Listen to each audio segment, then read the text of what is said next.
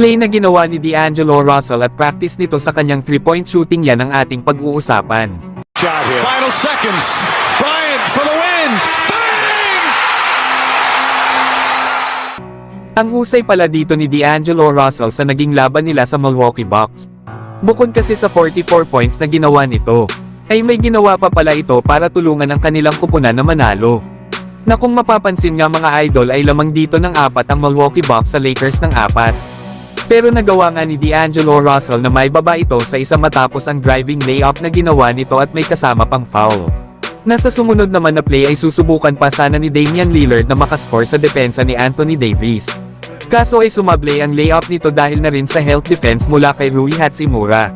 Kaya naman ay nakuha ng Lakers ang bola sabay tawag naman nila ng timeout. Na dito nga ay lumapit na si LeBron para sabihin na gusto niya na si D'Lo ang gumawa ng last shot. At ipinaliwanag naman ni D'Lo ang play na gusto niyang gawin at sumang-ayon naman dito si LeBron James. Kaya sinabihan ni D'Lo si Dinwiddie na kailangan niya muna ng screen bago ito mag-roll. At noong gagawin na nga nila ang play ay sinabihan muna ni Anthony Davis itong si Rui Hachimura, na siya na ang makipag-pick and roll pagkatapos ng screen ni Dinwiddie. At gaya nga ng inaasahan ay si Spencer Dinwiddie ang gumawa ng screen para makuha ni D'Lo si Damian Lillard bilang bantay nito.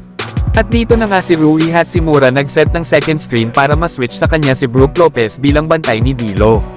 Kaso ay ayaw ni Brook Lopez na mag-switch sila ni Lillard ng bantay. Kaya naman itinuro nito kay Lillard itong si D'Lo na parang sinasabi niya na ako na dito kay Rui Hachimura. At dahil nga sa pabalik pa lang itong si Lillard sa kanya ay umatake na itong si D'Lo para sa isang floater at nagawa nga itong ma-shoot ni D'Lo. Kaya naman ay lamang na ng isa ang Lakers pero may natira pa nga ditong oras na 5.9 seconds.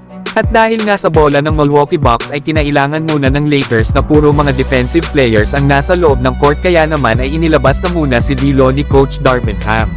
Pero kahit nasa labas si D'Lo mga idol ay tinuturo pa rin ito kay Spencer Dinwiddie si Damian Lillard.